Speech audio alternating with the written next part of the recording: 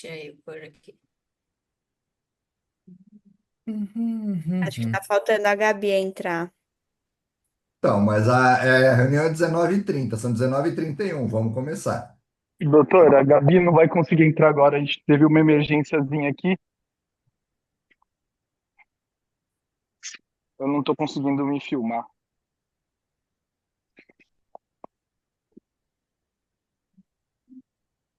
Aí, tá certo para vocês? Tá. Então, vamos começar. Então, boa noite para todo mundo. Hoje eu vou falar um pouquinho sobre o câncer de colo de útero.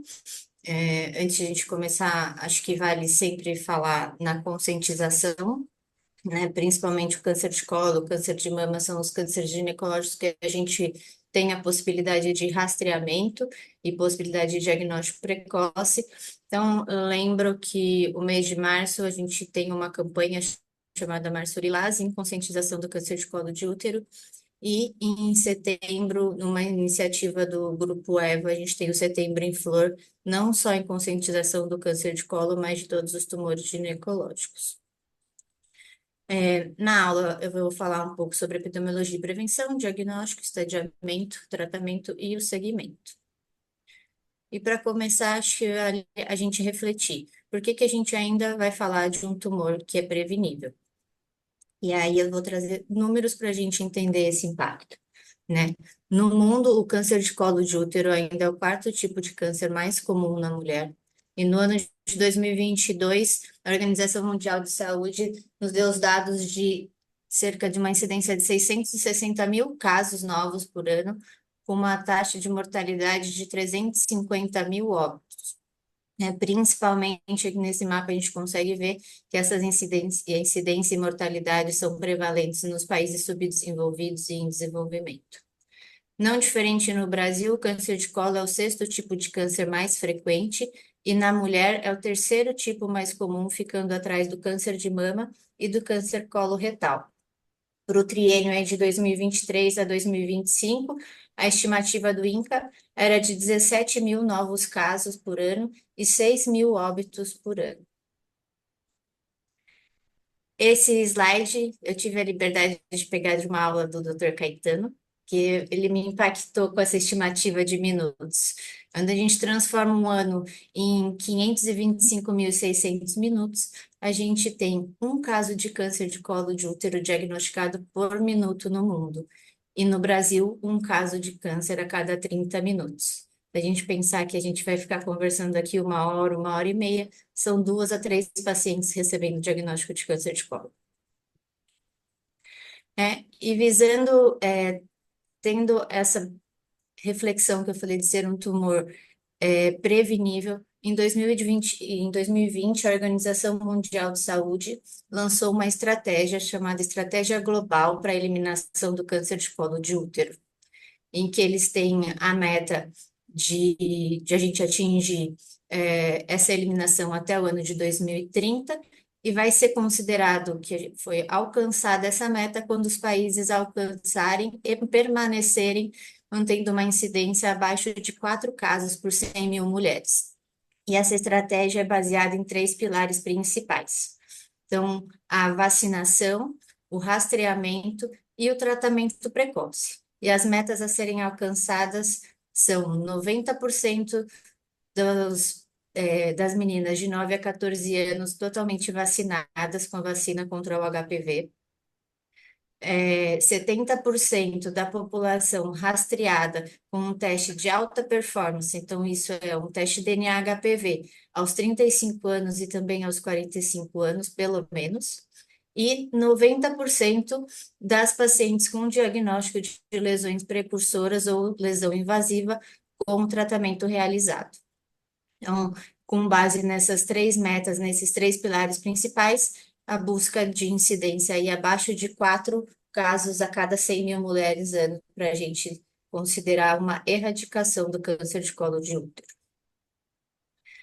E quando a gente vai avaliar a cobertura de vacina no Brasil, em 2023, início de 2023, o Ministério da Saúde trazia uma manchete que falava em queda da cobertura vacinal contra o HPV, representando um risco de aumento dos casos de cânceres evitáveis no Brasil. A vacina do HPV está no Programa Nacional de Imunização para meninos e meninas de 9 a 14 anos desde 2014. Inicialmente era proposto um esquema de 2 doses nessa faixa etária. Então, em 2019, as meninas que tinham recebido pelo menos a primeira dose da vacina alcançavam uma taxa de 87%. Já em 2022, essa taxa caiu para 75%.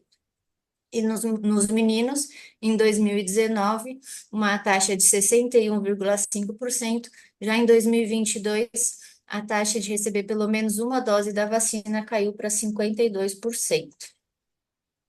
Já no final de 2024, a gente viu uma perspectiva um pouco diferente. A manchete era: o Brasil está perto de alcançar a meta de vacinação contra o vírus do HPV, com um aumento da taxa de vacinação de cerca de 42%, subindo aí de 4,3 milhões de doses para mais de 6 milhões de doses aplicadas.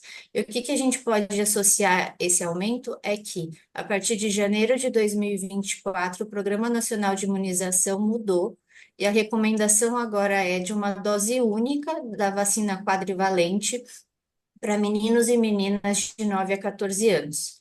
Acima de 15 anos, permanece 3 doses. E no intuito de resgatar aquela população que não foi vacinada até os 14 anos, eles também propõem uma busca ativa de pacientes até 19 anos para fazer essa dose única de vacina, comprovando uma imunidade satisfatória com uma dose única.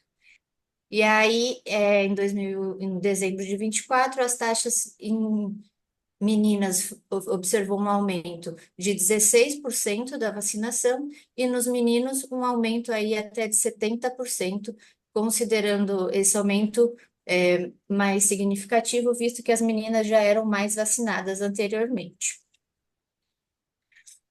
E por que a gente fala tanto em vacina?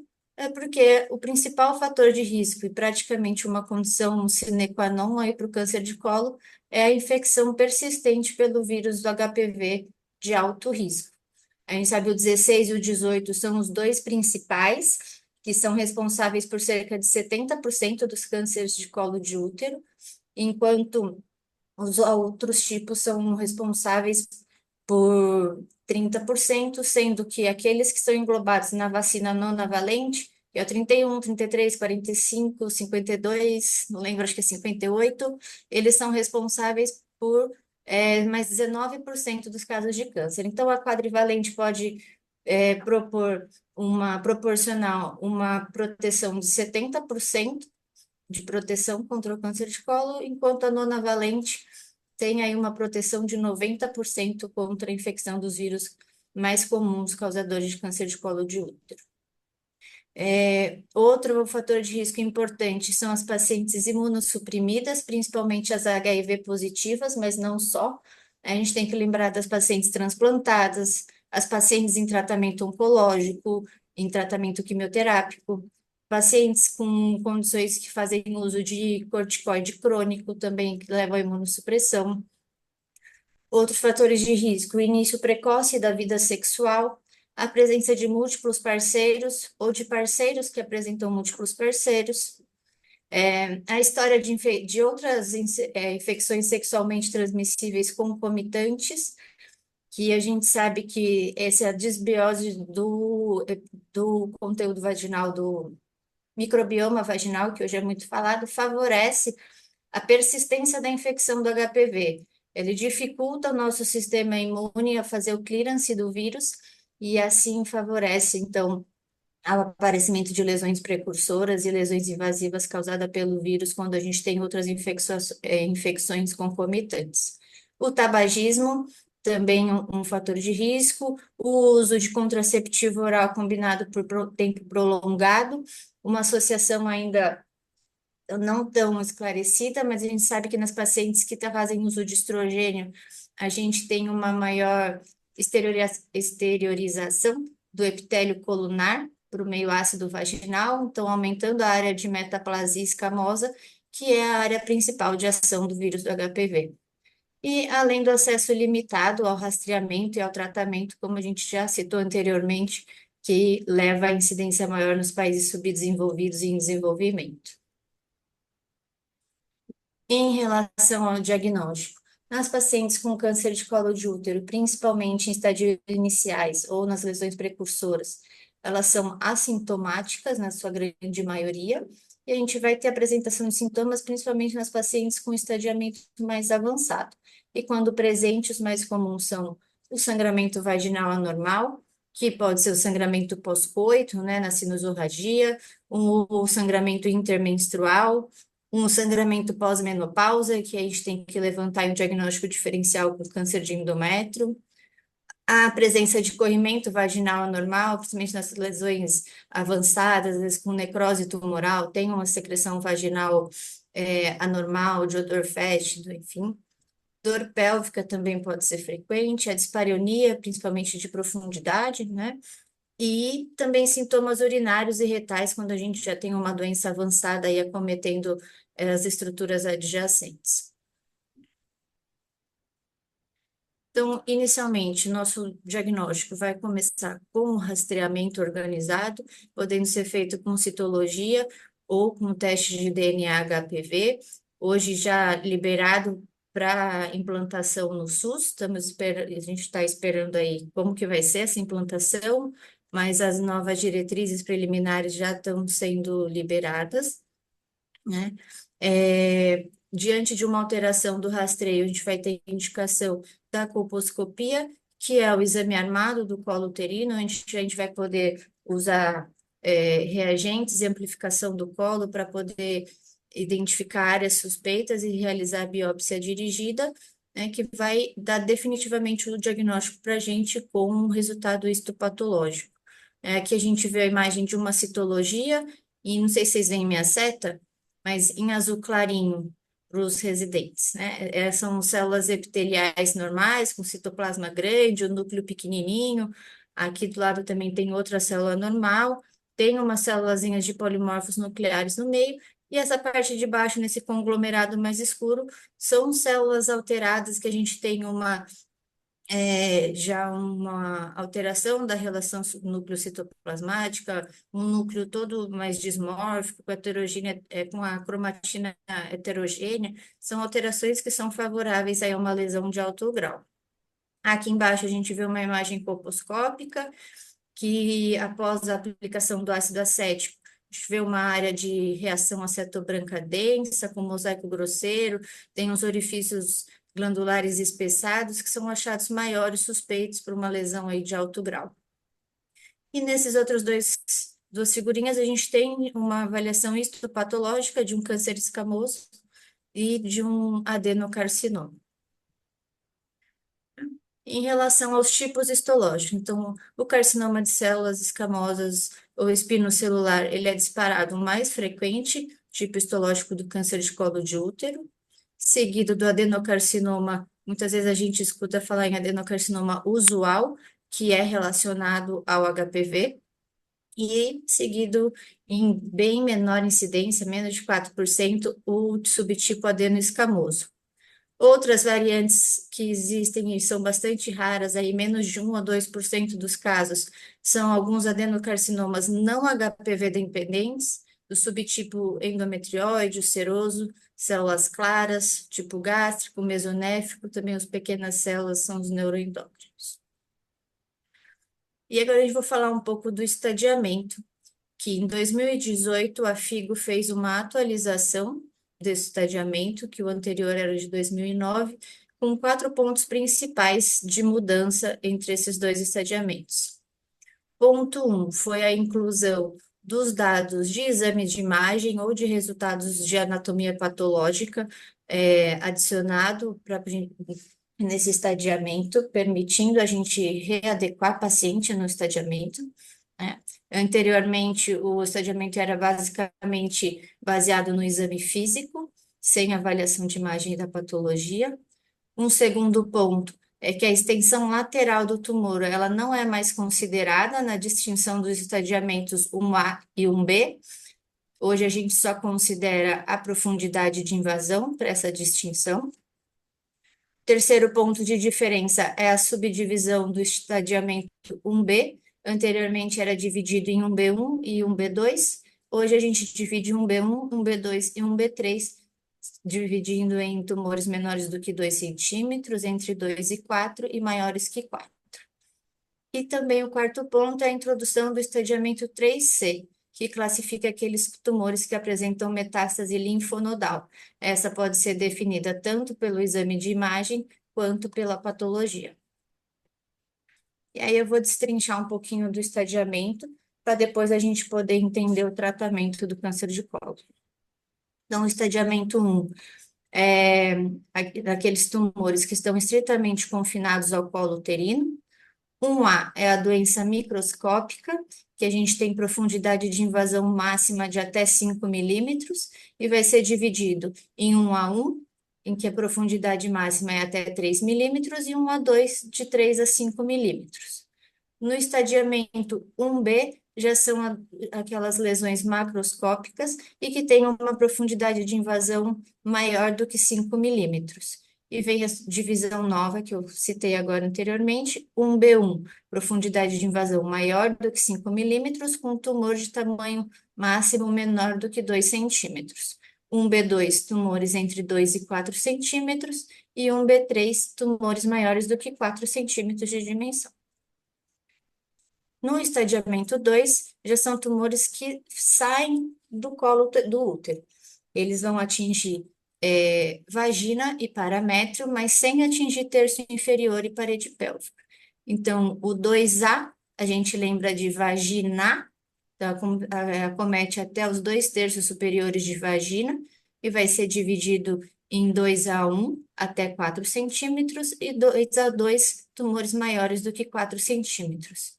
E o 2B é aquele tumor que acomete o paramétrio, mas que não acomete a parede pélvica. No estadiamento 3, vão ser aqueles tumores que também já saem do colo do útero e com uma extensão maior. No 3A, a gente volta para a vagina, e agora são aqueles tumores que acometem até terço inferior de vagina. O 3B é o paramétrio, mas que chega com extensão até a parede pélvica, ou que causa hidronefrose, ou que leva à perda da função renal, desde que a gente já tenha excluído outras causas de perda de função renal. E o 3C é o estadiamento incluído novo em 2018 para avaliação de metástase linfonodal. Ele vai ser dividido em 3C1, quando a gente tem metástase somente nos linfonodos pélvicos, ou 3C2, quando a gente já tem acometimento de linfonodo paraórtico. E o estadiamento 4 são os tumores invasivos que já se estendem além da pelve verdadeira. Então, no 4A, aqueles que acometem os órgãos adjacentes, então mucosa de bexiga e de reto, e o 4B, com metástase a órgãos à distância. Por que que a gente fala tão detalhadamente do estadiamento do câncer de colo?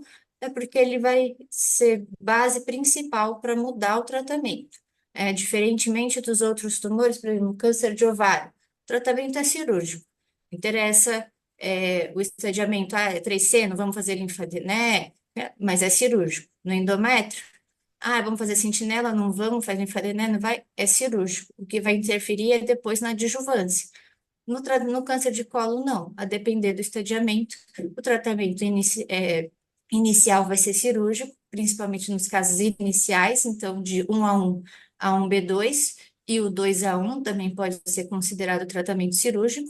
Já nos casos avançados, 1B3, 2A2, 2B em diante, o tratamento vai ser com quimiorradiação e podendo até ter imunoterapia, que a partir de 2024 já foi liberado o uso do pembrolizumab nos casos de estadiamento 3 e 4 e em recidivas.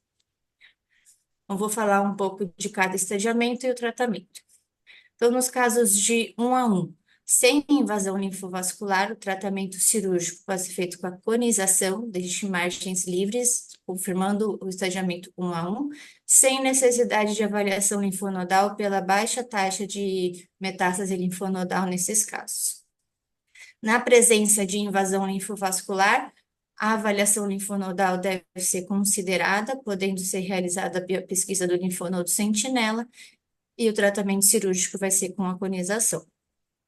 Naquelas pacientes em que o tipo histológico é o adenocarcinoma e que elas apresentam já prole constituída, a gente deve considerar a histerectomia no lugar da conização.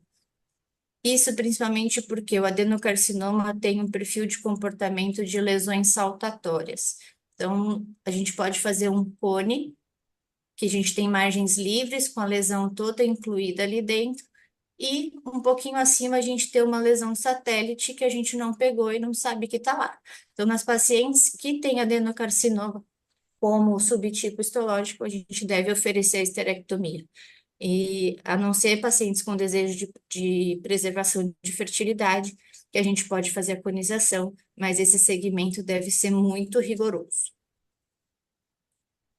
Nos estadiamentos 1 a 2, o tratamento também cirúrgico pode ser com a conização, nos casos de preservação de fertilidade. A histerectomia simples pode ser considerada nas pacientes já com prole constituída, e a avaliação linfonodal também deve ser considerada. E a mesma coisa em relação ao subtipo histológico do adenocarcinoma.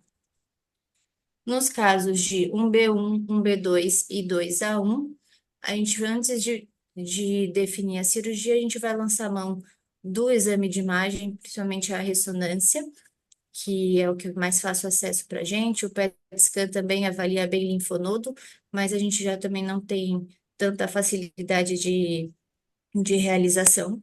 Mas a ressonância, além de poder fazer avaliação de dimensão do tumor, é um bom exame para a gente avaliar linfonodo. Se na ressonância a gente já tem linfonodo suspeito para neoplasia, a paciente não vai ter a indicação da cirurgia e vai ser encaminhada para quimio-radioterapia.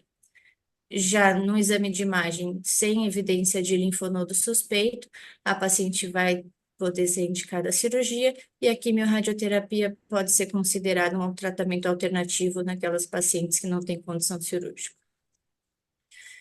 Nesses estadiamentos, a gente indicou a cirurgia, a paciente tem a possibilidade de ser submetida. A gente vai iniciar com a avaliação linfonodal, e esse linfonodo deve passar pela congelação intraoperatória. O primeiro passo da cirurgia deve ser esse, porque se na congelação intraoperatória a gente tiver um linfonodo negativo, essa paciente mantém o estadiamento que ela estava incluída e classificada inicialmente, a gente pode prosseguir com a cirurgia da histerectomia radical. Já se na congelação esse linfonodo vem comprometido com neoplasia, essa paciente muda de estadiamento, ela vira um 3C e ela não tem mais indicação cirúrgica. A cirurgia deve ser interrompida e a paciente deve ser encaminhada para o tratamento com quimiorradiação. Quando a gente fala em tratamento cirúrgico do câncer de colo de útero, que a gente tem muita discussão é em relação à via de abordagem, se via aberta ou via minimamente invasiva. Esse estudo é o estudo LAC de 2018, que foi um estudo randomizado, multicêntrico, importante aí, que envolveu 630 pacientes, dividindo nos dois grupos. Pacientes que foram submetidas à histerectomia radical por via laparotômica e por via minimamente invasiva, com estadiamento entre 1 a 1 com invasão linfovascular até 1B1. Esse estudo mostrou que no grupo com abordagem minimamente invasiva teve uma redução importante, com diferença significativa, estatisticamente significativa, de sobrevida livre de doença e de sobrevida global. Nesses dois gráficos aqui, à direita, a gente vê aqui em cima, ele mostra um risco 6 vezes maior de mortalidade nas pacientes que foram submetidas à cirurgia minimamente invasiva e um risco de recorrência loco-regional de 4 vezes maior naquelas pacientes que foram submetidas à cirurgia minimamente invasiva.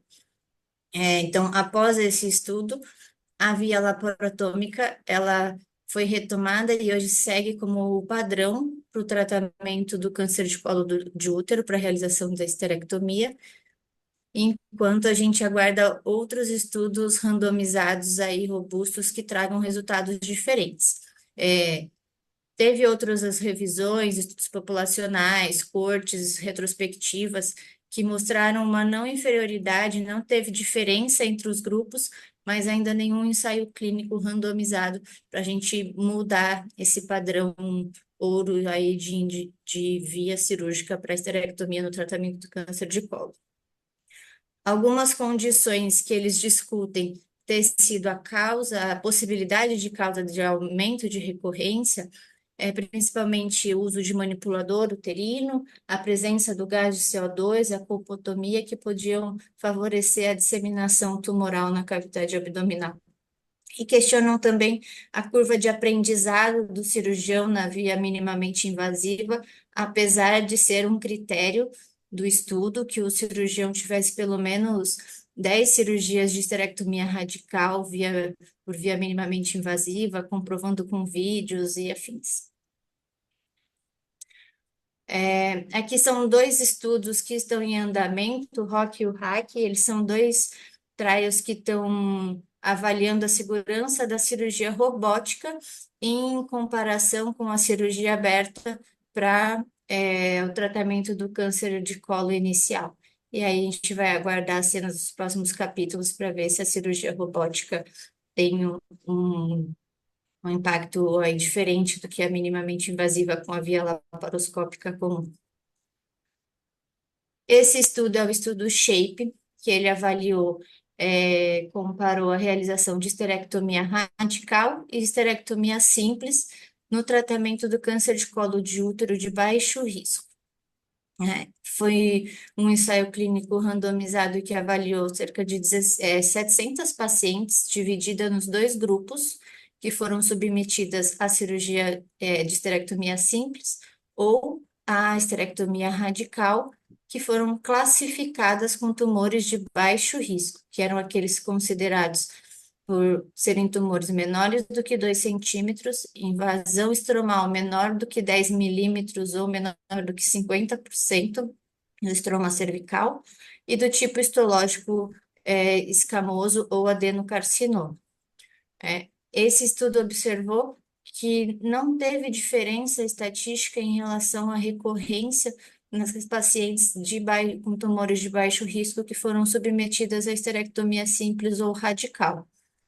A recorrência nas pacientes que foram submetidas à esterectomia simples foi de 2,52%, enquanto na esterectomia radical, 2,17%, não tendo diferença estatística. Então, o estudo SHAPE mostrou que a esterectomia simples ela não é inferior à esterectomia radical, com uma sobrevida livre de doença e uma sobrevida global semelhante entre os dois grupos, e apresentando ainda uma menor taxa de complicações urinárias e neurológicas nas pacientes. E quando a gente fala de avaliação linfonodal, hoje a gente tem cada vez mais falado na possibilidade de pesquisa do linfonodo sentinela. Esse estudo, que é o Sentinel-2, ele avaliou 206 pacientes, é um estudo francês, publicado em 2021, que dividiu as pacientes em dois grupos, que foram submetidas somente ao biópsia do linfonodo sentinela, ou que fizeram linfonodo sentinela seguido da linfadenectomia. E eles faziam o linfonodo sentinela antes para poder congelar o linfonodo, ter certeza que a paciente não era um 3C, e aí elas eram randomizadas 1 para 1 em cada grupo.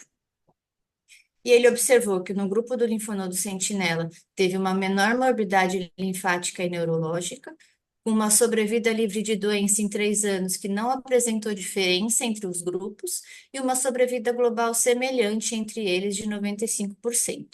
E assim, o Sentinel-2 concluiu que o linfonodo sentinela ele tem uma menor morbidade e sem prejuízo nos desfechos oncológicos. Mas esse estudo ainda não é o suficiente para a gente deixar extremamente estabelecido essa prática do linfonodo sentinela. A gente ainda está aguardando o resultado do Sentinel-3, que é mais um ensaio clínico randomizado, mais robusto, que está avaliando cerca de 950 pacientes, também nos grupos de linfonodo sentinela e de linfadenectomia pélvica, englobando o estadiamento 1A1 com invasão linfovascular até o 2A1, nos subtipos do SEC, adenoca e adenoescamoso, e a gente está aguardando os resultados para ir 2026 a 2027, e ele vai avaliar não só os desfechos oncológicos, mas também a qualidade de vida das pacientes após a cirurgia. Só reforçando em relação à preservação de fertilidade, que eu já falei um pouco quando eu estava falando sobre os tratamentos, ela é possível de ser considerada naquelas pacientes com estadiamento 1A até 1B1, com subtipo histológico do carcinoma escamoso ou adenocarcinoma HPV dependente, aqueles subtipos raros não dependentes de HPV, a preservação de fertilidade não deve ser recomendada e encorajada. Nos estadiamentos 1A1 com invasão linfovascular, 1A2 ou 1B1, a gente deve associar a avaliação linfonodal, que pode ser feita aí de acordo com essas recomendações que a gente está recebendo, com o linfonodo sentinela. Pode ser uma via minimamente invasiva para fazer a avaliação do linfonodo e uma via vaginal aí para fazer a cirurgia conservadora. Nos casos de estadiamento 1A, a gente pode fazer a conização. Nos estadiamentos 1B1, em tumores de baixo risco, a gente pode fazer a traquelectomia simples. Nos tumores de alto risco, a gente segue aí mantendo a necessidade de avaliação do paramétrio, fazendo a traquelectomia radical, que pode ser via vaginal ou via abdominal. No estadiamento 1B3 até o estadiamento 4, como eu já falei, o tratamento vai ser com quimioterapia e radioterapia. E para a gente finalizar, não menos importante, é o segmento pós-tratamento dessas pacientes. A periodicidade desse acompanhamento deve ser nos primeiros 2 anos, com consultas a cada 3, 4 meses. Dos 3 aos 5 anos, esse segmento e avaliação deve ser semestral, e após 5 anos, o segmento vai ser anual. E qual é o objetivo de cada avaliação? Principalmente é o exame físico completo e ginecológico dessa paciente e avaliação de sintomas nas suspeitas de recidiva. A gente vai ter a citologia recomendada nos casos de paciente que permanecem com o colo. Então, nas pacientes que fizeram tratamento com preservação de fertilidade, a gente tem indicação de fazer a citologia no segmento pós-tratamento. O exame de imagem, ele também vai ser restrito nos casos de pacientes com alguma sintomatologia suspeita de recidiva ou naquelas pacientes com tumores de alto risco de recidiva. E além da avaliação aí de risco de recidiva, a gente deve avaliar essas pacientes do ponto de vista dos efeitos colaterais do tratamento, principalmente da radioterapia, que pode levar a atrofia genital, disfunção genital sexual e urinária, o linfedema associado aí à linfadenectomia. E então a gente também não pode deixar de dar atenção a esses efeitos que impactam na qualidade de vida das pacientes e podendo, às vezes, ter um melhor controle numa avaliação multidisciplinar, fisioterapeuta também age nessa parte, e acho que é importante ter isso em mente. Era isso que eu tinha para falar hoje para vocês. Deixei uma frasezinha motivacional aqui. Acho que prevenir é melhor do que curar, e quando se pode curar, que seja com qualidade e sem exageros. Então, lembrando sempre da conscientização e desses pilares principais que a gente tem para poder erradicar o câncer de colo de útero. E é isso, pessoal.